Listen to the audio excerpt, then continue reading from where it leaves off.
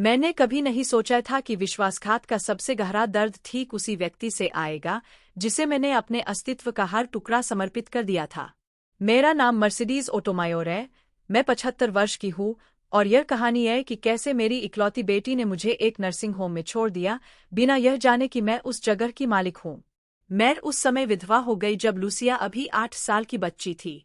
मेरे पति अर्नेस्टो अचानक दिल के दौरे के शिकार हो गए और हमें यादों से ज्यादा कर्ज देकर चले गए। वह रात आज भी मेरी स्मृति में इस तरह घूमती है जैसे कल की ही बात हो। मेरी छोटी बच्ची शांति से सो रही थी जबकि मैं रसोई की मेज पर बैठी धीरे धीरे रो रही थी, यह सोचने की कोशिश कर रही थी कि मैं अपनी मामूली सचिव की तनख्वाह से बंधक का भुगतान कैसे करूंगी। माँ, आप क्यों रो रही हो? लूसिया ने नींद भरी आवाज में पूछा, जिससे मैं चौंक गया। मैंने जल्दी से अपने आंसू पोंछे और मुस्कुरा दिया। कोई बात नहीं बेटा, वापस सो जाओ। उसने मुझे प्यार से देखा और पूछा, क्या यह डैडी की वजह से है? क्योंकि अब वह हमारे साथ नहीं है, ऐ ना? मैंने उसे अपनी बाहों में कसकर पकड़ लिया और वही दर्द और प्यार के उस क्षण में मैंने एक मौन वादा किया। मैं उसे एक सम्मानजनक भविष्य की गारंटी देने के लिए स्वर्ग और पृथ्वी को हिला दूंगा। और मैंने वैसा ही किया। मैंने अपनी माँ से विरासत में मिले कुछ आभूषण बेच दिए। मैंने दुगुनी मेहनत की तथा हर उस अवसर को ठुकरा दिया जो किसी के साथ अपना जीवन शुरू करने के लिए मेरे सामने आया। हर उस आदमी को जो मुझे ढूंढने आया मैंने दूर धकेल दिया। सब कुछ उसके लिए। छोटी उम्र से ही लूसिया कहती थी, माँ, एक दिन मैं आपकी हर बात चुका दूंगी, और मैंने आपकी उच्च शिक्षा के बारे में सोचते हुए हर पैसा बचाया। मुझे उसकी विदेश में पढ़ाई का खर्च उठाने के लिए अपना पारिवारिक घर बेचना पड़ा। मैं वादा करती हूँ कि जब मैं एक सम्मानित पेशेवर बन जाऊंगी तो मैं आपको एक एक पैसा चुकाऊंगी। माँ, लूसिया ने बार्सिलोना में पढ़ाई के लिए अपना बैग पैक करते हुए कहा। समय बीतता गया और मेरी बेटी एक प्रतिष्ठित वकील बन गई। उन्होंने बैंकिंग अधिकारी जेवियर से विवाह किया और धीरे धीरे उनकी मुलाकातें कम होती गईं। ये कॉल, जो पहले दैनिक दिनचर्या का हिस्सा थीं, अब सप्ताह में एक बार होने लगीं और समय के साथ महीने में एक बार होने लगीं। हमेशा कोई न कोई बहाना होता था, व्यावसायिक प्रतिबद्धताएं, यात्रा, सामाजिक कार्यक्रम। और आगे बढ़ने से पहले चैनल को सब्सक्राइब करना न भूलें। यहाँ हम ऐसी कहानियाँ साझा करते हैं जो सुनने लायक है। धन्यवाद। मेरा छोटा सा अपार्टमेंट, जो कि मेरा पुराना घर बेचने के बाद मुझे मिला एकमात्र अपार्टमेंट था, धीरे धीरे शांत होता जा रहा था। गठिया रोग ने मुझे परेशान करना शुरू कर दिया। यह स्पष्ट संकेत था कि साल बिना किसी दंड के नहीं गुजरते। फिर भी मैंने अपना जीवन सम्मान के साथ जिया। मेरी अपनी आदतें थी, मेरे पड़ोसी थे, मेरे क्षेत्र के मित्र थे और मेरी अपनी स्वायत्तता थी। 1 फरवरी की दोपहर मैं रसोईघर में फिसल गई। कोई गंभीर बात नहीं, बस गिरने से मेरे कूल्हे पर चोट आ गई। मैंने लूसिया को फोन किया क्योंकि मुझे उसकी जरूरत नहीं थी बल्कि मैं उसका साथ चाहता था। मुझे आश्चर्य हुआ जब अगले दिन वह जेवियर के साथ आई। मैंने उन्हें पिछले क्रिसमस यानी 3 महीने पहले से नहीं देखा था। लूसिया ने आलोचनात्मक दृष्टि से रसोईघर की ओर देखते हुए कहा, माँ, हम अब इस तरह नहीं चल सकते। तुम यहाँ बिल्कुल अकेली हो। अगर तुम फिर से गिर गई तो क्या होगा? अगर कई दिनों तक किसी ने ध्यान नहीं दिया तो क्या होगा? बेटी, यह बस एक गलती थी। यह कोई गंभीर बात नहीं है। तुम बस बहाचहाकर बता रही हो। जेवियर ने बीच में ही टोकते हुए उसी श्रेष्ठ स्वर का प्रयोग किया जो वह हमेशा मेरे साथ व्यवहार करते समय करता था। मर्सिडीज, आपकी बेटी सही कह रही है। उसकी उम्र में अकेले रहना एक गंभीर जोखिम है। वे मुझे विशेष देखभाल वाली जगह, जिसे वे नर्सिंग होम कहते थे, में ले जाने के विचार पर जोर देने लगे। मैंने इसे तुरंत अस्वीकार कर दिया। मैं ठीक हूँ, मुझे इसकी जरूरत नहीं है। यह कोई नर्सिंग होम नहीं है, माँ, लूसिया ने सुधारा। यह एक बहुत ही सुंदर रिटायरमेंट होम है। इसे गोल्डन सनसेट कहा जाता है और इसमें सभी जरूरी सुविधाएं मौजूद है। मैं लगातार इनकार करती रही, लेकिन दौरे बढ़ते गए और उसके साथ दबाव भी बढ़ता गया। वे मुझसे ऐसे बात करते थे जैसे मैं कोई शरारती बच्चा हूँ। ऐसे ही एक अवसर पर लूसिया एक डॉक्टर को साथ लेकर आई जिसे वह जानती थी। उन्होंने बमुश्किल मेरी जांच की और घोषित कर दिया कि मुझमें संज्ञानात्मक गिरावट के लक्षण दिख रहे हैं। उन्होंने अयूठी सहानुभूति दिखाते हुए कहा, उस उम्र में यह आम बात है। किसी भी दुर्घटना से बचने के लिए आदर्श स्थिति एक निगरानीयुक्त वातावरण होगी। यह सिर्फ कुछ समय के लिए होगा, माँ, मेरी बेटी ने जोर देकर कहा, जब तक हम आपके अपार्टमेंट को सुरक्षित बनाने के लिए उसमें मरम्मत का काम करते रहेंगे। ज्यादा से ज्यादा 3 महीने। अंततः मैंने हार मान ली। शायद थकान के कारण, शायद विश्वास के अंतिम संकेत के रूप में, यह विश्वास करते हुए कि मेरी बेटी अभी भी मेरी परवाह करती है। जिस दिन मुझे उस सुनहरे सूर्यास्त के समय ले जाया गया, मेरे हाथ में एक छोटा सा सूटकेस और एक भारी संदूक था। मैंने देखा कि लूसिया मुश्किल से इधर-उधर देख रही थी। उन्होंने कई कागजातों पर बिना पढ़े ही हस्ताक्षर कर दिए। उसने मुझे जल्दी से गले लगाया और सप्ताहांत में वापस आने का वादा करते हुए जेवियर के साथ चली गई। लेकिन सप्ताहांत 15 दिनों में बदल गया, जो पूरे 1 महीने में बदल गया। जब वह अंततः प्रकट हुई तो वह अकेली थी और स्पष्टतः जल्दी में थी। माफ करना माँ, काम में मेरा बहुत समय लग रहा है। यहाँ आपके साथ कैसा व्यवहार किया जा रहा है? मैं घर जाना चाहता हूँ, लूसिया। लगभग 2 महीने हो गए हैं। उसने मेरी नजरें बचा ली। तो इसके बारे में, नवीनीकरण में हमारी अपेक्षा से ज्यादा काम लग रहा है। और ठीक है, हमने आपके कमरे को एक अस्थायी कार्यालय के रूप में इस्तेमाल किया। महामारी के कारण हमें काम करने के लिए घर पर एक जगह की जरूरत है। मेरी चीजें, मेरा कमरा, यह सब बक्सों में है, माँ। यह सब सुरक्षित है, लेकिन यह झूठ था। मुझे सच्चाई का पता एक पड़ोसी से चला जिसने मुझे गुप्त रूप से फोन किया था। उन्होंने मेरा फर्नीचर बेच दिया था, मेरे कपड़े दान कर दिए थे और अपार्टमेंट किराए पर दे दिया था। दौरे तेज और अधिक असुविधाजनक होते जा रहे थे। एक दिन लूसिया दस्तावेजों का ढेर लेकर आ पहुंची। यह सिर्फ आपके कागजी काम का अपडेट है, माँ, उसने सहेज दिखने की कोशिश करते हुए कहा। चूंकि अब आप यहाँ रहते हैं, इसलिए आपको कुछ बदलाव करने होंगे। मुझे बहुत देर से पता चला कि मैंने क्या हस्ताक्षर कर दिए हैं। ये दस्तावेज पावर ऑफ अटॉर्नी थे, जो उसे मेरे वित्त और परिसंपत्तियों पर पूर्ण अधिकार देते थे। क्या आप यही चाहते थे? मैंने पूछा। मेरी आवाज टूट रही थी। मुझसे छुटकारा पा लो और जो थोड़ा बहुत बचा है उसे रख लो। ऐसा मत कहो, माँ। यह तुम्हारे भले के लिए है। वह कृपालु स्वर, वह दृष्टि जो मेरी ओर से बचती थी, वह जो कभी मेरी छोटी बच्ची थी, जिसके लिए मैंने अपना सब कुछ त्याग दिया था, अब मुझे एक पुराने फर्नीचर के टुकड़े के रूप में देखती थी, जिसका कोई उपयोग नहीं रह गया था। उस रात मैं तब तक रोती रही जब तक कि मुझ पर नींद नहीं आ गई। मैं पूरी तरह से अकेला महसूस कर रहा था। जिस व्यक्ति से मैंने जीवन में सबसे अधिक प्यार किया था, उसने मुझे धोखा दिया था।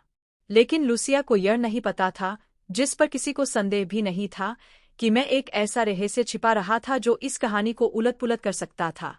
यह रहस्य, विडंबना यह है कि वही पाया गया, उस शरणालय की दीवारों के बीच जहां मुझे छोड़ा गया था। गोल्डन सनसेट पर पहले कुछ दिन धुंधले दिवास्वप्न जैसे लग रहे थे। मैं सुबह उठते ही उलझन में पड़ जाती थी, यह सोचते हुए कि मैं अपने साधारण से घर में हूँ, लेकिन कुछ ही सेकंड में वास्तविकता ने मुझे झकझोर दिया। मैं अब उन लोगों के बीच रह रही थी जिनसे मैं पहले कभी नहीं मिली थी। सफाई उत्पादों की निरंतर गंध, अंतहीन पीले रंग के गलियारे, कर्मचारियों की आवाजें आपको याद दिलाती रहती है कि आपको अपनी दवा कब लेनी है। सब कुछ अजीब था, सब कुछ दूर था। मेरा कमरा सादा लेकिन गरिमामय था। इसमें एक सिंगल बेड, एक अलमारी, एक बेडसाइड टेबल और मेरी आवश्यकताओं के अनुरूप एक बाथरूम था।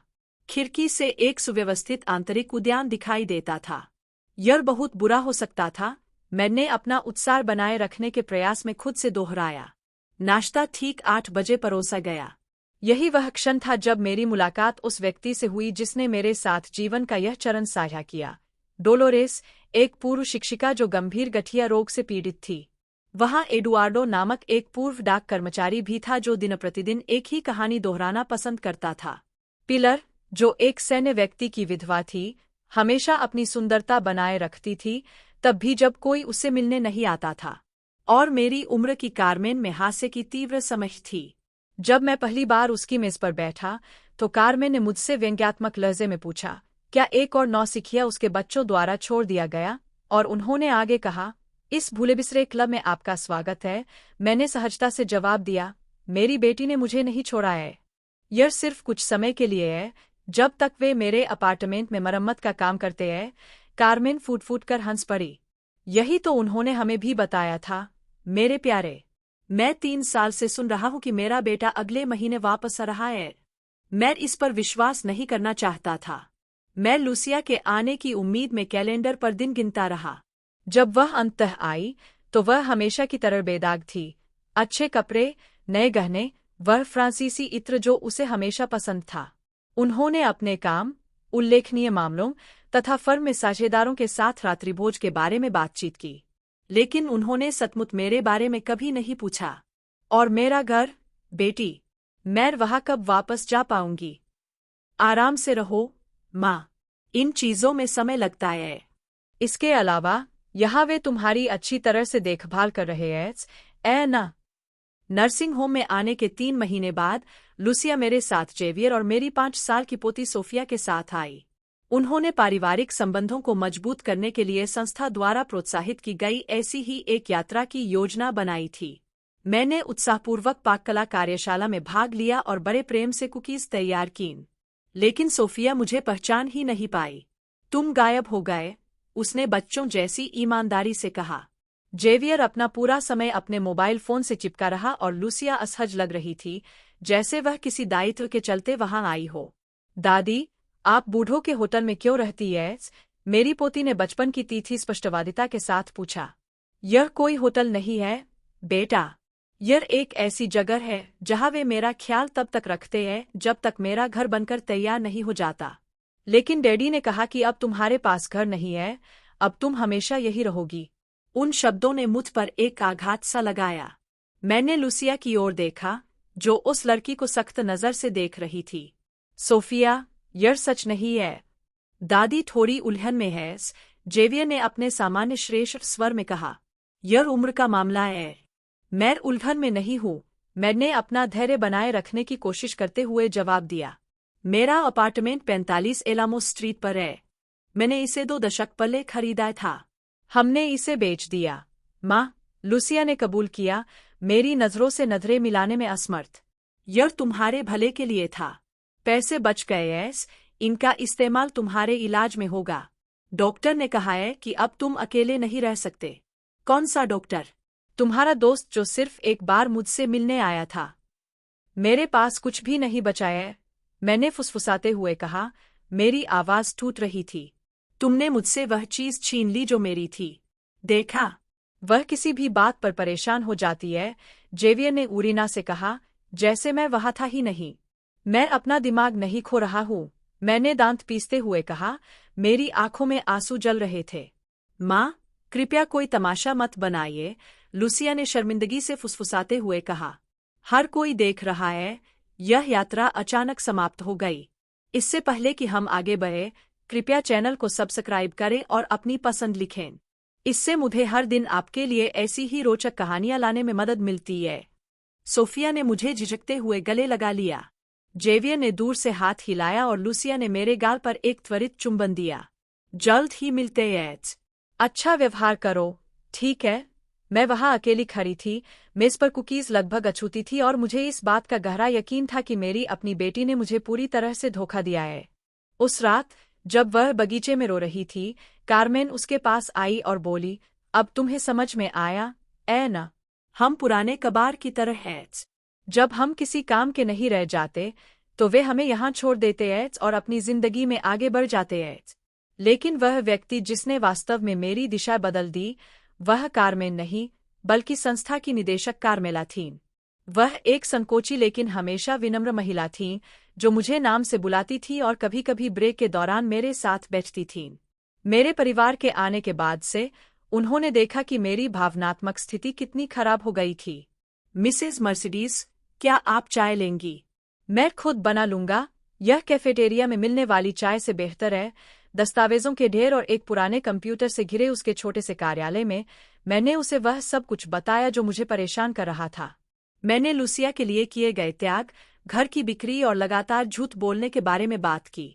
मैंने कबूल किया, मुझे सबसे ज्यादा दुख तब होता है जब मैं खुद को बेकार महसूस करता हूँ, मानो मेरे जीवन का कोई मूल्य नहीं रह गया है। कोई भी बेकार नहीं है, श्रीमती मर्सिडीज, खासकर आप तो बिल्कुल नहीं। लेकिन मैं क्या कर सकता हूँ? मेरे पास रहने के लिए कोई जगह नहीं है, मेरी बेटी मेरे पैसे पर नियंत्रण रखती है और यहाँ मेरे साथ अक्षम जैसा व्यवहार किया जाता है। कार्मेला काफी देर तक मेरी ओर देखती रही, मानो वह कोई निर्णय ले रही हो। क्या मैं आपको कुछ बता सकता हूँ? मैं यहाँ 1.5 दशक से ज्यादा समय से काम कर रहा हूँ। मैंने कई परिवारों को ऐसा करते देखा है जैसा उन्होंने आपके साथ किया।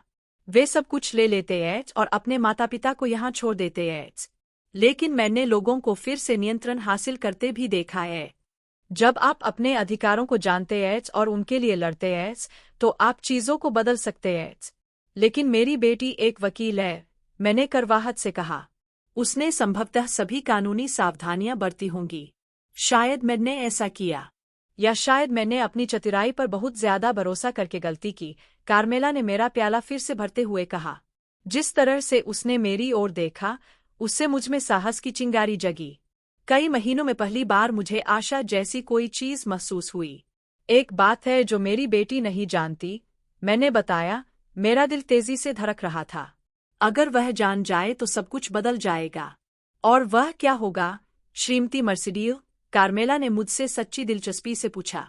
आगे बोलने से पहले मैंने एक गहरी सांस ली। यह एक रहस्य था जिसे मैंने कई वर्षों तक स्वतंत्रता की आदत के कारण एहतियात के तौर पर छुपा कर रखा था। लेकिन अब यह मेरा तुरुप का पत्ता था। कार्मेला, क्या तुम जानती हो कि इस जगह का असली मालिक कौन है? वह अप्रासंगिक प्रश्न से भ्रमित होकर भौहें सिकोड़ने लगी। मुझे लगता है कि यह किसी निवेश कंपनी का है, होराइजन ग्रुप, अगर मैं गलत नहीं हूँ। क्यों? तभी मैं काफी समय बाद पहली बार मुस्कुराया, क्योंकि मैं इस समूह में सबसे बड़ा शेयरधारक हूँ। मेरे पास 60% शेयर है। यह इमारत, गोल्डन सनसेट, मेरी है। कार्मेला दंग रह गई। चाय का प्याला उसके हाथों में कांप रहा था। हे भगवान, क्या यह आप है? हाँ, यह मैं हूँ, और अब समय आ गया है कि हर कोई यह बात जान ले। 15 साल पहले मेरे जीवन ने एक अप्रत्याशित मोड़ लिया। मेरा भाई गिलर्मो, जो मुझसे 10 साल बड़ा था, बिना कोई उत्तराधिकारी छोड़े ही मर गया। उन्होंने मेरे लिए काफी बड़ी विरासत छोड़ी है। उस समय लुसिया ने अभी अभी कानून की पढ़ाई पूरी की थी और अपना करियर शुरू कर रही थी। मैं 60 वर्ष का था और मामूली पेंशन पर जीवन यापन कर रहा था, और मैंने उस पैसे को अपने भविष्य की गारंटी के रूप में निवेश करने का निर्णय लिया। मैंने लुसिया को उस विरासत के अस्तित्व के बारे में कभी नहीं बताया। वह अपनी यात्रा में व्यस्त थी, अपने परिवार का पालन पोषण कर रही थी और अपने सपनों को पूरा करने में लगी थी, और मैं हमेशा आत्मनिर्भर रही। इसके अलावा मेरे अंदर कुछ था, एक ऐसी भावना जिसे समझाना कठिन था, जो मुझे अनिश्चित समय के लिए वित्तीय निधि बचाकर रखने के लिए कह रही थी।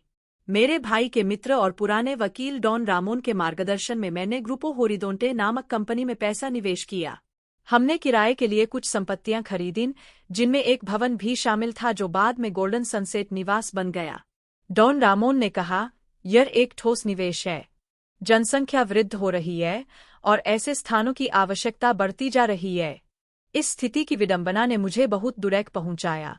मैं, भवन का मालिक, एक अतिथि की स्थिति में आ गया जिसे मेरी अपनी बेटी ने वहां रखा था।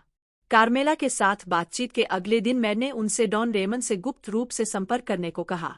82 वर्ष की उम्र में भी वे सुस्पष्ट और संपूर्ण बने रहे। जब वह मुझसे मिलने आए, एक पुराने परिचित के वेश में, तो मैं बड़ी मुश्किल से अपने आंसू रोक सकी। मर्सिडीज, मेरी प्यारी, उन्होंने तुम्हारे साथ क्या किया? उन्होंने वही बगीचे में मुझे गले लगाते हुए कहा। मैंने उसे सब कुछ बता दिया, उस मौन अपमान का हर विवरण। जैसे जैसे मैं बोलता गया, उसका आक्रोश बढ़ता गया। जब मैंने लुसिया द्वारा मुझे हस्ताक्षरित पावर ऑफ अटॉर्नी का उल्लेख किया तो वह चिंतित हो गया। उसने दस्तावेज दिखाने को कहा, लेकिन वे सभी उसके पास थे। मेरे लिए एक प्रति भी नहीं छोड़ी गई। डॉन रेमन ने निराशा में अपना सिर हिलाया। यह एक गंभीर गलती थी। एक वकील के तौर पर, आप जानते हैं कि हमें हमेशा प्रतियां रखनी चाहिए। सौभाग्य से, होरिजोंटे समूह से संबंधित सभी दस्तावेज अद्यतन थे और मेरे नियंत्रण में थे। उन्होंने मुझे आश्वस्त किया कि कानूनी तौर पर लुसिया का उन संपत्तियों पर कोई अधिकार नहीं है। मेरे हस्ताक्षर के बिना कुछ भी नहीं किया जा सकता था, और मैंने कभी भी किसी भी परिवर्तन को अधिकृत नहीं किया। संपत्तियां अभी भी मेरी हैं, जिसमें वह भवन भी शामिल है। फिर उन्होंने मुझसे कहा, मेरे पास एक विचार है कि हम इस स्थिति को कैसे हल कर सकते हैं। अगले दिन मौन और सटीक गतिविधि से भरे हुए थे। डॉन रामोन ने कार्मेला के वफादार समर्थन के साथ एक विस्तृत कानूनी जांच शुरू की। हमें पता चला कि लूसिया ने अपने एक सहकर्मी द्वारा हस्ताक्षरित एक फर्जी मेडिकल रिपोर्ट का उपयोग करके मेरा अपार्टमेंट बेच दिया था, जिसमें कहा गया था कि मैं निर्णय लेने में असमर्थ हूँ। यह एक अपराध है, डॉन रेमन ने क्रोधित होकर कहा। हम उसे अदालत में ले जा सकते हैं, लेकिन मेरे दिल ने विरोध किया। मैं अपनी बेटी को बर्बाद नहीं करना चाहता। मैं बस अपनी जिंदगी वापस चाहता हूँ। मैं चाहता हूँ कि वह समझे कि उसने क्या किया। इस बीच मैंने अंदर हो रही हर घटना को रिकॉर्ड करना शुरू कर दिया। कार्मेला की मौन सहायता से मैं अपने मेडिकल रिकॉर्ड की प्रतियां प्राप्त करने में कामयाब रही, जिसमें काल्पनिक मेडिकल अपॉइंटमेंट और पूरी तरह से मनगढ़ंत मनोवैज्ञानिक रिपोर्टें शामिल थीं। मैंने अन्य निवासियों के साथ बातचीत शुरू कर दी। मुझे पता चला कि कई लोगों की कहानियां मेरी जैसी ही थीं। पूर्व शिक्षिका डोलोरेस को उसके भतीजे ने जबरन स्कूल में भर्ती करा दिया था, जो चाहता था कि वह सेवानिवृत्त हो जाए। एडुआर्डो को उसकी बहू ने धोखे से अपना घर दे दिया। एक दोपहर मैंने उनसे पूछा, अगर मैं मदद कर सकूं तो आप यहाँ क्या बदलाव करेंगे? इन उत्तरों ने मुझे बहुत प्रभावित किया। अधिक मानवीय गतिविधियां, बेहतर गुणवत्ता वाला भोजन, पेशेवर लोग जो उनके साथ सम्मान से पेश आते थे, मुक्त कार्यक्रम और उन कुछ लोगों के लिए अप्रतिबंधित मुलाकातें जिनके पास अभी भी कोई ऐसा व्यक्ति था जो उनकी परवाह करता था। मैंने सब कुछ ध्यानपूर्वक लिख लिया। यह सिर्फ मेरी गरिमा ही नहीं थी जो दांव पर लगी थी। इस मौन योजना को शुरू करने के 3 सप्ताह बाद लूसिया मिलने आई। वह हमेशा की तरह दूर था और उसने सहजता से बताया कि उन्होंने मेरे पुराने अपार्टमेंट के पैसे से नई कार खरीद ली है। वह अपनी बेटी सोफिया की बैले नृत्य प्रस्तुति की कुछ तस्वीरें साथ लाई थीं, मानो इससे वह अपने किए की भरपाई कर सकें। मैंने उसकी ओर अलग नजर से देखा। क्या वह सुंदर, ठंडी महिला वही प्यारी लड़की थी जिसे मैंने कभी अपनी बाहों में लिया था? या फिर ऐसा था कि मैंने उसमें केवल वही देखा जो मैं देखना चाहता था?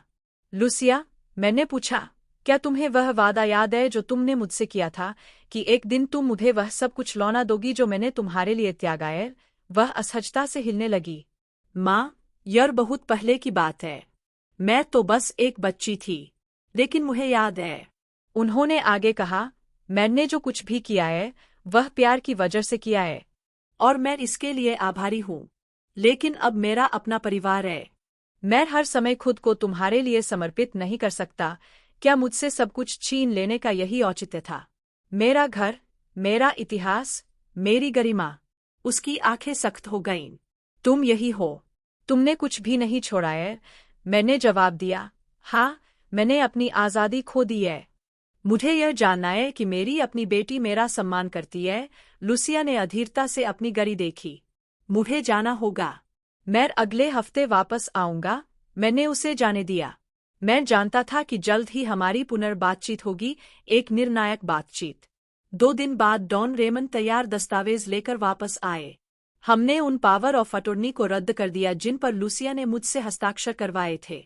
इसके साथ ही मेरी पूरी मानसिक स्थिति के बारे में एक बयान भी आया, जिस पर एक प्रसिद्ध वृद्धावस्था विशेषज्ञ के हस्ताक्षर थे, जिन्होंने मेरा सावधानीपूर्वक मूल्यांकन किया था।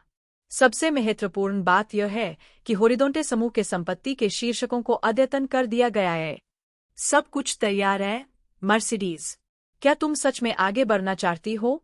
मैंने अपने छोटे से अपार्टमेंट के बारे में सोचा, जो अब खो गया है, अपने फोटो एल्बमों के बारे में जो संभवतः त्याग दिए गए हैं, कि कैसे जेवियर मुझे एक बोहे की तरह देखता था, और उस शर्म के बारे में जो लूसिया मेरे लिए महसूस करती थी। मुझे यकीन था, अब समय आ गया है कि मैं अपनी गरिमा पुनः प्राप्त करूं। डॉन रेमन ने सहभागिता के भाव से मुस्कुराया। फिर हम शुक्रवार को गोल्डन सनसेट बोर्ड की बैठक बुलाएंगे। हम सुनिश्चित करेंगे कि आपकी बेटी मौजूद रहे। उस रात, काफी लंबे समय के बाद पहली बार, मैं चैन की नींद सो पाया। मुझे ऐसा महसूस हुआ जैसे मैं अपने जीवन पर पुनः नियंत्रण पाने वाला हूँ। शुक्रवार का दिन उजला था। यह वसंत के उन दिनों में से एक था जो नई शुरुआत की घोषणा करता प्रतीत होता है। मैंने विशेष सावधानी से कपड़े पहने।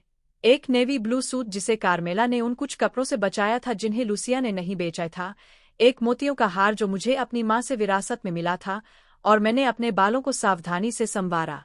आप बहुत खूबसूरत लग रही है, श्रीमती मर्सिडीज, एडुआर्डो ने मुझे नाश्ते पर देखकर टिप्पणी की। आज एक महत्वपूर्ण दिन है, मैंने हल्की मुस्कान के साथ उत्तर दिया।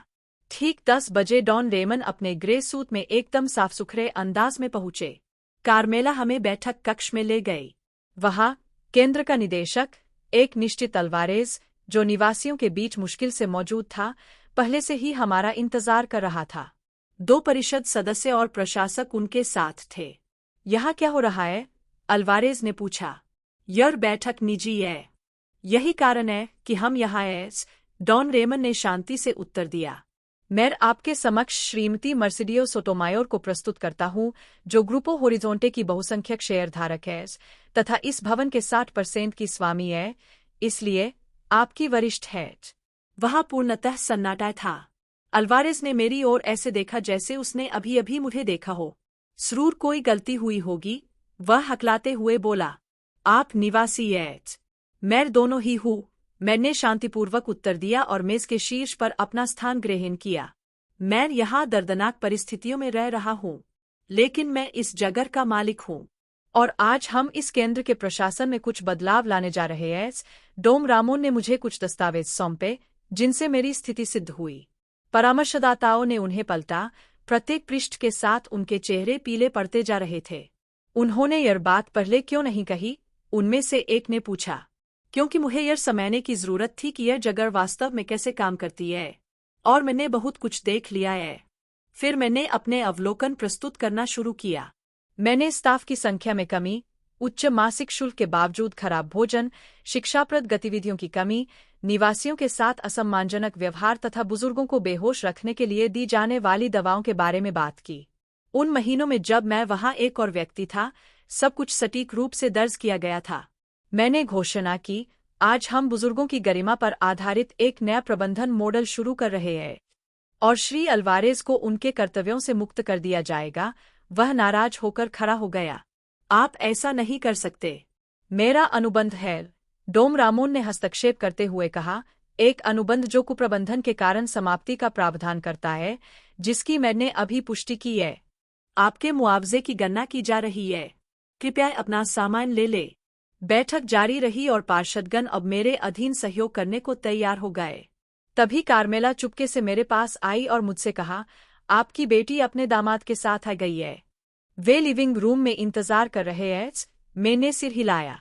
उनसे कुछ मिनट और इंतजार करने को कहो। जिन तत्काल परिवर्तनों को मैं लागू होते देखना चाहता था, उनके लिए दिशानिर्देश तय करने के बाद मैं लिविंग रूम में चला गया। वहां लूसिया और जेवियर थे। वह हमेशा की तरह अपने सेल फोन में लीन था। वह अधीरता के भाव के साथ बोली, माँ, आखिरकार। कार्मेला ने हमें बताया कि आप एक मीटिंग में थीं। वह कौन सी मीटिंग थी? मैं उनके सामने बैठ गया और काफी समय से ज्यादा शांति महसूस कर रहा था। मैं केंद्र के निदेशक मंडल में हूँ। मालिक होने के नाते मेरी कुछ जिम्मेदारियां हैं। जेवियर ने भ्रमित होकर अपने फोन से नजरें उठाईं। लूसिया घबराई हुई हंस पड़ी। तुम बेसुध हो। दवाई का असर तुम पर हो रहा है। मैं कोई दवा नहीं ले रहा हूँ, बेटी। मैंने कभी नहीं ली, भले ही तुम्हारे डॉक्टर दोस्त ने उन जाली रिपोर्टों में जो कुछ भी लिखा हो। उसके चेहरे का रंग उठ गया। मुझे नहीं पता तुम किस बारे में बात कर रहे हो। मैं इस बारे में बात कर रहा हूँ कि कैसे आपने एक नकली मेडिकल रिपोर्ट के साथ मेरा अपार्टमेंट बेचा। कैसे आपने मेरे ट्रस्ट फंड का उपयोग करके मुझे पावर ऑफ अटॉर्नी पर हस्ताक्षर करने के लिए मजबूर किया। कैसे आपने मेरी चीजों, मेरे इतिहास, हर उस चीज से छुटकारा पा लिया जिसे बनाने के लिए मैंने इतनी मेहनत की थी। जेवियर ने उस पितृसत्तात्मक लहजे में हस्तक्षेप करने की कोशिश की जो उसकी विशेषता थी, लेकिन मैंने उसे दृढ़ता से रोक दिया। उस समय मुझ पर भ्रम की स्थिति नहीं थी, बल्कि स्पष्टता थी। मैंने वे दस्तावेज लिए जिन्हें व्यवस्थित करने में डॉन रेमन ने मेरी मदद की थी और उन्हें मेज पर रख दिया। वे होरिजोंटे समूह की संपत्ति के शीर्षक थे। मैंने शांति से उनकी ओर देखा। वह इमारत, पूरी इमारत, ज्यादातर मेरी थी। 60% मेरा था। लूसिया ने कांपते हाथों से कागजात पकड़े। उसकी आंखें चौड़ी हो गईं। एक वकील होने के नाते वह जो कुछ देख रही थी उसे अच्छी तरह समझती थी। यह सच नहीं हो सकता।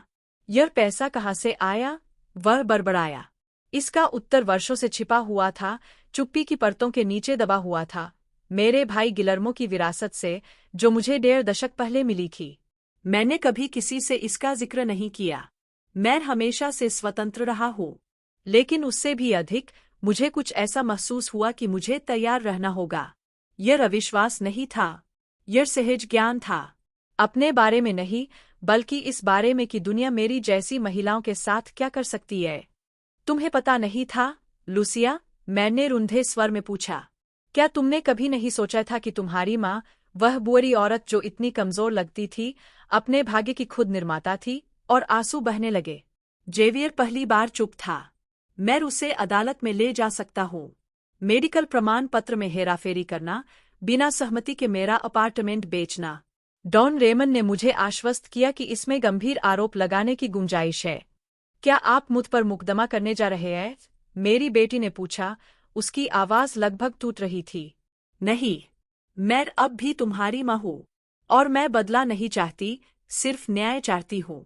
मैंने अपनी शर्तें स्पष्ट रूप से बता दी। मेरे अपार्टमेंट का मूल्य लौटाया जाए, जिससे मैं एक नया घर खरीदूंगा, जो मेरी पोती से ज्यादा दूर नहीं होगा, लेकिन पूरी स्वायत्तता के साथ। मेरी सहमति के बिना मुझसे छीनी गई सभी अटॉर्नी शक्तियों को तत्काल रद्द किया जाए। और सबसे बढ़कर, उन्होंने सम्मान की मांग की। उस क्षण से गोल्डन सनसेट का प्रबंधन नया होगा। मैं तो यही मानूंगा। और यह इसे एक ऐसे स्थान में बदल देगा जहां बुजुर्गों का सम्मान के साथ स्वागत किया जाएगा, न कि उन्हें बाधा के रूप में देखा जाएगा। और लूसिया इसका हिस्सा होंगी। इसके लिए उन्हें प्रति सप्ताह निवासियों को 4 घंटे निःशुल्क कानूनी सलाह देनी होगी। जेवियर ने नाक भौं सिकोड़ते हुए कहा, आप चाहते हैं कि वह आपके लिए मुफ्त में काम करे? मेरे लिए नहीं, उन्होंने जो किया उसके लिए प्रायश्चित करने के लिए, ताकि आपकी पत्नी उन मूल्यों को फिर से पा सके जो मैंने एक बार उसे सिखाने की कोशिश की थी। 2 घंटे बाद वे चले गए।